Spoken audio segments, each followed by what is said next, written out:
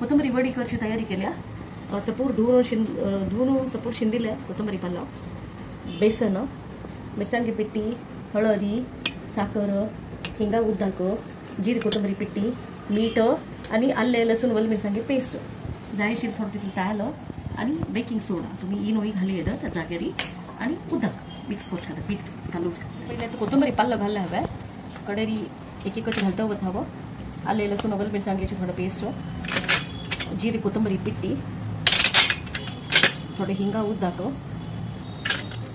थोडे साखर थोडे हळदी थोडे मिरसांगी पिट्टी थोडे मीठ हे सगळं घालून उद्दाक घालून कलोचे